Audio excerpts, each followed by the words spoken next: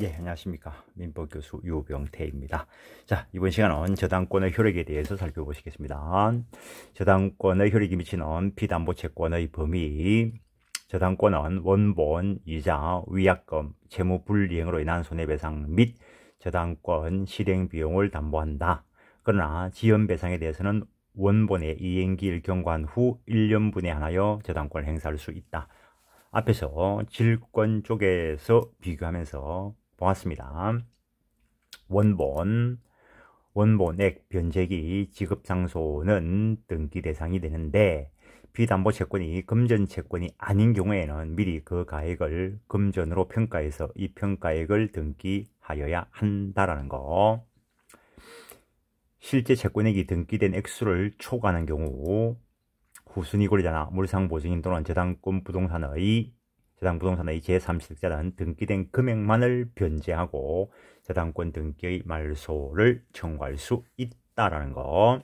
왜냐하면은 제3자들은 즉 설정자 아닌 채무자 아닌 자들은 그 등기부에 기록된 금액만에 대해서 알고 있는 거죠. 그래서 그 등기된 금액만을 변제하고 말소 청구할 수 있다. 그러나 채무자는 전체를 다 변제해야 말소 청구할 수 있다라는 거. 채무자는 그 불가분성과 관련돼서 채권 전액을 변제해야 그 저당권자에 대해서 말소 청구할 수 있다는 것. 이자 약정이 없을 수도 있죠. 이자 약정이 있으면 이자 발생기, 이자 지급 시기, 지급 장소에 관하여 약정이 있을 때 등기해야 된다라는 거. 그 다음에 위약금 약정이 있다면 그것이 손해배상의 예정이든 위약벌이든 등기가 되어야 효력이 미친다는 거. 위약금이 뭔가는 채권법 총론 쪽에서 공부를 합니다. 물론 그 채권법 강론에 매매 쪽에 있는 계약금을 설명할 때도 함께 설명하기도 하지만 원칙적으로 규정은 이 394조가 채권법 총칙에 있는 규정입니다. 다음에 손해배상, 채무불이행으로 인한 손해배상.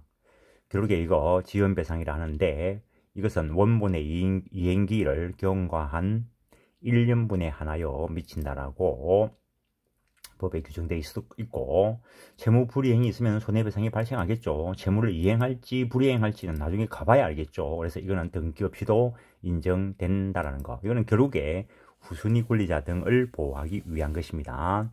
저당권의 피담보 채무 범위에 관하여 민법 제360조가 지연배상에 한하여 원본의 이행기를 경과한 후 1년분에 한하여 저당권을 행사할 수 있다고 규정한 것은 저당권자의 제3자에 대한 관계에서의 제한이며 채무자나 저당권 설정자가 저당권자에 대해서 대항할 수 있는 것은 아니다.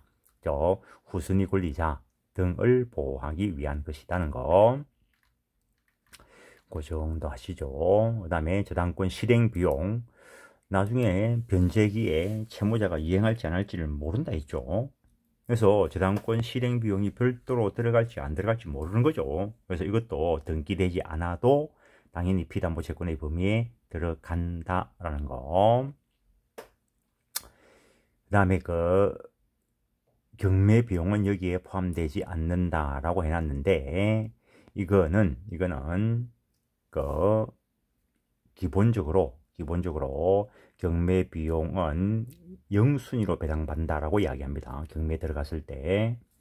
그래서 요게 피담보 채권의 범위에 들어가지 않아야 채권자에게 유리하겠죠.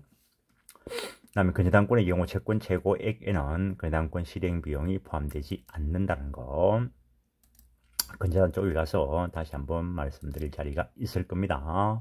그 다음에 저당물 보존비용, 저당물 하자로 인한 손해배상 이런 것들은 원칙적으로 제외되겠죠. 왜냐면은 저당권자가 저당물을 가지고 있는 것이 아니기 때문에 저당물 보존비용을 저당권자가 드릴 일이 없습니다. 그 다음에 물건 하자 때문에 저당권자가 손해를 입을 여지는 없죠. 물론 물건 하자를 잘못 평가해 가지고 물건을 잘못 평가해 가지고 실제 그 물건 가치보다 높은 돈을 빌려줄 수는 있겠죠. 그건 별개의 문제가 되는 거죠. 저당권의 불가분성, 비담보채권 전부가 변제될 때까지 저당권은 목적물 전부에 대해서 효력을 미치는 것이다. 따라서 채무자는 전액을 변제하지 않는다면 말소 청구하지 못한다라는 것, 그 정도 하시고, 그 다음에 저당권 대상 목적 물건의 범위, 앞에는 뭐 쉽게 이야기하면은 돈의 범위고, 이제 물건의 범위. 저당 대상 목적물은 특정의 원칙과 관련하여 특정의 독립된 물건이어야 하는 것이 원칙인데, 원물에 설정된 저당권의 효력은 과실의 효력을 미치지 못하는 것이 원칙이다. 예컨대 토지에 대해서 저당권이 설정되어 있어도 토지 소유자가 사용이익을 누립니다. 그래서 소유자가 과실을 수취하는 거죠. 그 다음에 저당권에 설정된 토지를 소유자가 다른 사람에게 임대함으로써 임차 수익이 생기는 것도 소유자가 받아가겠죠. 그래서 저당권은 원칙적으로 목적 물건에 대한 사용 수익권이 없기 때문에 과실의 효력을 미치지 못하는 것이 원칙입니다. 그러나 예외적으로 미칠 수 있는 방법은 있습니다. 다른 말 없이 과실수취권이라면 무상의 과실수취권을 이야기하는 겁니다. 민법 교과서에서 그걸 엄격하게 말 안 해놓으니까 왔다 갔다 하는 경우도 있고, 객관식 문제에서도 잘못 출제되는 수도 있는데, 출제하시는 분들이 뭐 생각을 안 해서 그렇죠. 그 다음에 주물에 설정된 저당권의 효력은 종물에도 미치는 것이 원칙이다. 그냥 극단적으로 유치하게 예를 들면은 자동차에 저당권 설정 등록을 했으면은 자동차 키에 미쳐야 되겠죠. 안 미치면 자동차 그거 쓸 데가 없는 거지. 극단적으로 이야기해서 그렇다는 겁니다. 그 다음에 피부합물에 설정된 저당권의 효력은 부합물의 효력을 미친다. 근데 건물에 저당권 설정 등기를 해놨는데 소유자가 그 건물 내부 벽지를 갈았어요. 벽지는 벽의 일부가 되는 거죠. 부합되어 버리는 거죠. 따라서 저당권의 효력이 미쳐야 될 것이고, 자, 세부적으로 들어가서 과실에 대한 저당권의 효력. 원칙적으로 전년 과실에는 저당권의 효력이 미치지 않는다. 과실수취권자는 민법 총칙에서 과실수취권과 관련돼서 규정되어 있는데, 과실을 수취할 수 있는 자가 뭐 취득한다, 그런 식으로 되어 있는데, 과실수취권자는 원칙적으로 원물의 소유자, 그리고 소유자가 아니면서도 사용권을 누리는 뭐 지상권, 전세권, 임차인, 사용차주, 이런 사람들이 과실을 수취할 수 있습니다. 그래서 원칙적으로는 저당권의 효력이 미치지 않는다. 그러나 예외적으로 저당 부동산에 대한 압류가 있은 후에는 저당권 설정자가 그 부동산으로부터 수취한 과실 또는 수취할 수 있는 과실에 대해서는 저당권의 효력이 미친다는 거. 그러나 그 부동산에 대한 소유권, 지상권, 전세권을 취득한 제3자에 대해서는 압류한 사실을 통지한 후라야 대항 주장할 수 있다는 거. 법정 과실에 대한 저당권의 효력. 역시 법정 과실에도 원칙적으로 미치지 않는다는 거. 다만 359조가 법정 과실에 적용되어 압류한 때에는 효력이 미칠 수 있다는 것. 그 다음에 종물과 부합물에 대한 저당권의 효력. 종물이 뭐냐, 부합물이 뭐냐, 이것도 물건과 관련되어서 민법 총칙에서 설명할 때 일반적으로 설명합니다. 요즘은 교수님들께서 이게 물건과 직접 관련되기 때문에 물권법에서 설명하시는 분들도 많긴 하지만, 원래 규정은 주물과 종물과 관련되는 규정은 민법 총칙에 있습니다. 저당권의 효력은 법률의 특별한 규정이나 다른 약정이 없는 한 저당 부동산의 종물에도 미친다. 그래서 주유소 건물에 설정된 저당권은 종물인 주유기에 미치고, 그 다음에 종물의 원리가 주된 권리, 종된 권리에 준용된다는 거. 그래서 아파트 소유권의 저당권이 설정되면은 그 대지권에도 미치게 된다는 거. 건물에 대한 저당권의 지상권 전세권에 대한 효력, 지상권 전세권에 의하여 토지 소유자만 지상에 건물을 지을 수 있는 것이 아니고 타인의 토지를 지상권이나 전세권으로 빌려 쓰면서 거기에 건물을 지을 수 있다는 거죠. 특별한 제한이 없으면은 그때 건물을 소유한 자가 그 건물의 저당권을 설정했다면은 그 저당권은 그 건물 소유를 위한 지상권 전세권에도 미친다는 거. 토지 사용권이 임차권일 때도 마찬가지입니다. 건물에 대한 저당권의 법정 지상권에 대한 효력, 이것도 마찬가지입니다. 주물, 종물 이루는 주된권리, 종된권리에 유추 적용된다는 거. 건물에 대한 저당권이 실행되어 경락인이 그 건물의 소유권을 취득하였다면 경락 후 건물을 철거한다는 등의 특별한 사정이 없는 한 358조 본문 유추 적용하여 경락인은 건물 소유를 위한 법정 지상권도 법률 규정에 의해서 등기 없이 당연히 취득하게 된다는 거. 이 경우에 경락인이 건물을 제3자에게 양도하는 경우에 특별한 사정이 없는 때에는 주물, 종물 규정 100조 이하를 유추 적용하여 건물과 함께 종된 권리인 법정지상권도 양도하기로 한 것으로 본다라는 거. 건물 저당권의 토지 임차권에 대한 효력. 앞에서 1번 이야기할 때 토지에 대한 권리가 임차권이어도 된다 했습니다. 그런데 여기에 약간의 좀 조심해야 될 게 있습니다. 왜냐하면 지상권과 전세권은 물권이기 때문에 설정자의 동의 없이도 자유처분이 허용되는 것이 원칙입니다. 강력한 양도성이 보장되기 때문에. 그러나 전세권의 경우에는 제한할 수는 있습니다. 우리나라의 특유한 물권으로서 다른 물권과 약간의 차이가 있습니다. 그런데 임차권은 채권입니다. 임차권 양도는 임대인의 동의를 얻어 양도할 수 있다고 되어 있습니다. 그런데 건물 소유를 목적으로 한 토지 임차인이 건물을 양도해버리면 달리 정한 바가 없으면 주된 권리, 종된 권리에 의해서 종된 권리인 임차권도 이전되게 되는데 그때 동의 없이 임차권 이전 동의 없이 해버렸다면 임대인에게 대항할 수 없다는 거. 그때 건물이 이전되는 게 경매에 의해서 이전될 수도 있습니다. 그렇다 하더라도 동의 없이는 대항하지 못한다는 거. 그러나 배신행위라고 볼 수 없는 특별한 사정이 있다면 대항할 수 있다는 판례가 있습니다. 구분 소유권에 대한 저당권의 대지사용권에 대한 효력, 조금 전에 말씀드렸죠. 아파트 호실 소유권의 저당권이 설정되었을 때 그 대지권에 효력을 미친다는 거. 그래서 주된 권리에 대한 것은 종된 권리에 효력을 미치는데 그것이 주된 권리, 종된 권리와 관련된 판례들을 소개해 놓은 겁니다. 그 다음에 부합물에 대한 저당권의 효력.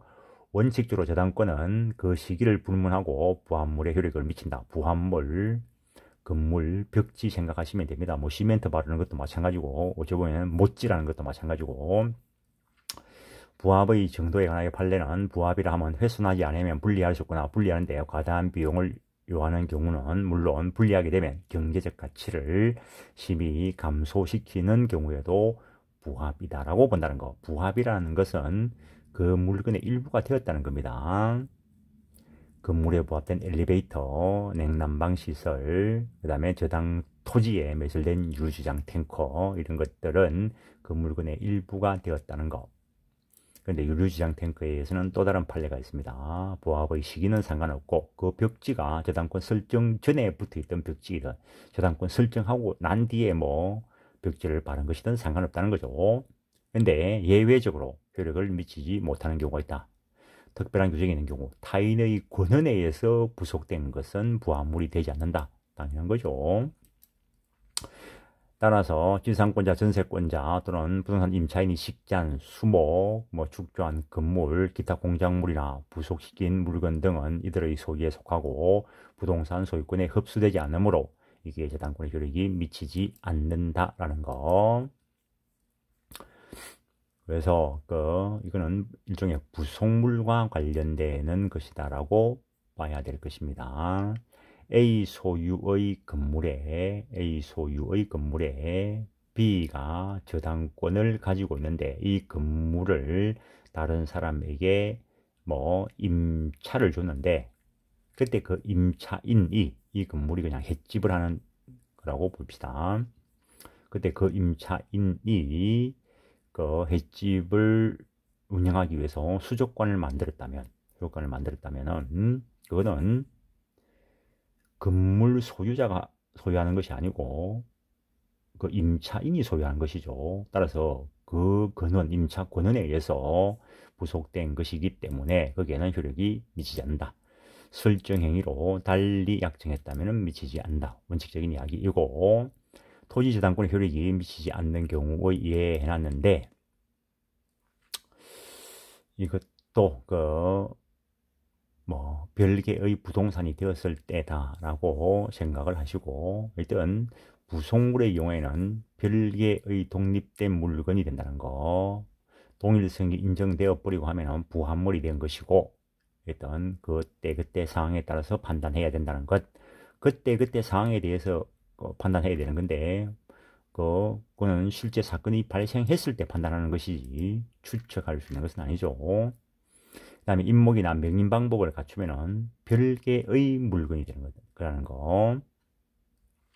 토지의 저당권을 가지고 있는데 여기에 뭐 옆 꽃밭에서 뭐 꼬시가 날라와 가지고 꽃이 자란다든가 뭐 솔방울도 날라와 가지고 그 소나무가 자라는 경우가 있는가 싶다. 우리 그 건물 옥상에 가보면은 소나무를 심지도 않은데 소나무가 자라고 있어요. 그런 경우에는 조금 옥상은 별개입니다. 토지에 뭐 바람에 날려서 뭐 꽃이가 날려서 꽃이 자라든지 솔방울이 날라와서 소나무가 자라든지 그러면은 토지의 부합물 흙하고 똑같다는 겁니다. 그러면 거기에 설정된 저당권의 효력이 미치겠지만 임목법상 등기된 임목은 건물과 마찬가지로 건물은 등기 이하를 불문하고 지붕과 기둥 또는 주벽이 있으면은 건물로서 토지와 별개의 독립된 물건으로 다루어지는데 나무의 경우에는 임목법상 등기가 돼야 토지와 별개의 독립된 물건이 됩니다. 그런 경우. 그 다음에 명인 방법을 갖춘 수목은 역시 등기 없이도 독립된 물건으로 되는데 그럴 경우에는 토지와 별개의 것이기 때문에 토지저당권의 효력이 미치지 않는다는 것. 근데 농작물의 경우에는 특이하게도 정당한 권한하고 상관없이 수확기 이런 때는 경작자의 소유에 속한다는 거. 따라서 A 소유의 토지 위에 B가 저당권 가지고 있는데 A 소유 토지 옆에 C가 자기 땅인 줄 알고 뭐 벼를 심었는데 그게 A 소유의 땅을 침범했을 수도 있죠. 나중에 수확기에 들어가 측량을 해보니까 그 C가 경작한 일정 부분이 A 토지에 심어져 있다는 거죠. 그렇다 하더라도 농작물의 경우에는 일단 판례가 경작자 소유로 인정해 준다는 거. 그러면은 A 소유 토지 위에 있는 저당권의 효력이 다른 사람인 C 소유의 경작물인 벼, 입도에 대해서는 효력을 미치지 못한다는 거. 다른 사람 거니까. 그 다음에 저당부동산으로부터 분리 반출되어 버렸다면 뭐 벽지를 찢어 가지고 반출시켜 버리든지 문짝을 뭐 뜯어서 반출시켜 버렸다면 이거 어떻게 할 것이냐는 거죠. 그래서 저당권의 경우에는 방해 제거 청구, 방해 예방 청구권만 있습니다. 원래 점유권이 없기 때문에. 그래서 이거에 대해서 여러 가지 견해 대립이 있는데 저당권은 등기에서 공시되는 목적물에 대한 지배권으로서 목적 부동산과 결합하여 공시의 효력이 미치는 한도 내에서만 저당권의 효력이 미친다라는 거. 따라서 반출되어 버린 경우에는 저당권의 효력이 미치지 못한다는 거. 반출되기 전이라면 반출을 금지시킬 수 있다는 거. 즉 반출되기 전에도 별채된 임목이나 가옥 공개에 있는 경우에는 그 구성물의 저당권의 효력이 미치지 않는다는 견해도 있고 그 다음에 일체성을 인정하여 미친다라고 보는 견해도 있다는 거. 네, 어쨌든 견해 대립이 있다. 그 정도 하십시오. 이게 특별법상으로는 분리 반출된 경우에 원래 있던 자리 갖다 놔라 라고 하는 논리를 끄집어낼 수는 있는데, 어쨌든 방해 제거 예방 청구권만 있고 저당권에는 반환 청구권이 없기 때문에 이런 견해 대립이 있습니다. 지금 여기에 판례 소개는 안 해놨죠. 견해 대립이 있다는 거. 사건은 일어나가지고 법원에 판결을 구해봐야 뭐 그 판결이 나올 건데, 일단 이론상. 그래서 민법은 학자님들께서, 교수님들께서 이론만 정리한 부분들이 있습니다. 그는 이론 대립이 있다 정도 하고 넘어가시는 거고, 저당 토지 외의 건물에 대한 저당권 효력, 앞에서도 말씀을 드렸죠. 토지와 건물은 별개의 물건이고, 건물은 건물로서의 요건만 갖추고 있으면 등기 여하를 불문하고 토지와 별개로서 토지에 대한 저당권의 효력이 건물에 미치지는 않는다는 거. 다음에 물상대위와 관련해서 가치 변형물에 대해서 효력을 미치는 것인데, 여기까지 보시죠. 저당권의 목적물이 멸실훼손, 공용, 징수, 수용에 의하여 그 목적물에 가름하는 기타의 물건이 목적물 소유자에게 기속되게 된 경우에 그 목적물에 가름하는 금전 기타 물건에 대하여 저당권을 행사하여 일반 채권에 비해서 우선 변제받을 수 있는 효력이 있는 것을 저당권에 있어의 물상대위다라고 이야기한다는 것. 이게 질권 쪽에 있는 규정을 저당권 쪽에서 준용하는 겁니다. 물상대위의 대상이 되는 가치 변형물, 저당권을 결국에는 소멸되게 하면서 발생하는 가치 변형물이어야 됩니다. 저당권이 존재하는 경우라면 그대로 저당권이 살아있기 때문에 물상대위를 논할 이유가 없습니다. 그래서 저당부동산에 대해 매매에 의한 소유권 이전이나 임대차 계약이 체결되어도 저당권은 소멸되지 않기 때문에 그 매매대금이나 임차보증금에 대해서는 물상대위의 효력을 인정하지 않는다는 거. 저당권이 소멸되게 하는 목적물의 멸실훼손, 부합, 혼화, 가공, 공용, 징수에 의해서 발생하는 손해배상 청구권이나 보험금, 수용보상금에 대해서 효력이 미치는데, 이게 물건이 지급되기 전에 압류가 있어야 물상대위의 효력이 미친다는 거.